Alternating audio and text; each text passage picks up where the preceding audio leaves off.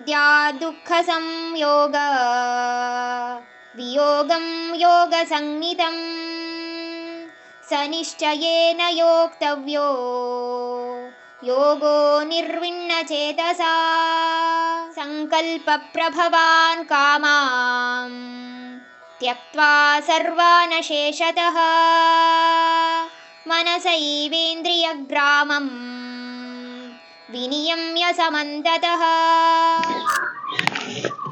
ಅರ್ಜುನ ಈ ಯೋಗನ ಅವನು ಸತತವಾಗಿ ಅಭ್ಯಾಸ ಮಾಡೋದ್ರಿಂದ ಅವನಿಗೆ ಯಾವುದೇ ರೀತಿಯಾದ ಸುಖ ಅಥವಾ ದುಃಖದ ಮನಸ್ಥಿತಿಯಿಂದ ಅವನು ಬಂಧಮುಕ್ತನಾಗಿ ಅವನು ಯಾವುದೇ ರೀತಿಯಲ್ಲಿ ವಿಚಲಿತಗೊಳ್ಳದೆ ಇರೋದಕ್ಕೆ ಶುರು ಮಾಡ್ತಾನೆ. ಅವನ ಸಂಕಲ್ಪದಿಂದ ಬಂದಂಥ ಎಲ್ಲ ಕಾಮ ಮತ್ತು ಆಸೆಗಳಿಂದ ಅವನ ಮನಸ್ಸಿನಿಂದನೇ ತ್ಯಾಗ ಮಾಡಿ ಮನಸ್ಸು ಮತ್ತು ಇಂದ್ರಿಯಗಳನ್ನು ಸಂಯಮದಲ್ಲಿಟ್ಟುಕೊಂಡು ಎಲ್ಲವನ್ನ ಅವನ ಆತ್ಮದ ಕಡೆಗೆ ಕೇಂದ್ರೀಕರಿಸುತ್ತಾನೆ ಅಂತ ಇಲ್ಲಿ ಭಗವಂತ ಹೇಳಿದ್ದಾರೆ. ಇಲ್ಲಿ ನಾವು ಎಲ್ಲ ರೀತಿಯಾದಂಥ ಹುಟ್ಟುವಂಥ ಆಸೆ ಆಕಾಂಕ್ಷೆ ಅಥವಾ ಕಾಮ ಅಂತ ಹೇಳಿದ್ವಲ್ಲ, ಅದು ಯಾವ ಥರ ಅಂದರೆ ಅದರಲ್ಲಿ ಒಟ್ಟು 4 ವಿಧ. ಮೊದಲನೇದಾಗಿ ಈ ಅಹಂಕಾರ, ಅಂದರೆ ಎಲ್ಲವೂ ನನ್ನದೇ ಅನ್ನುವ ಆಸೆ.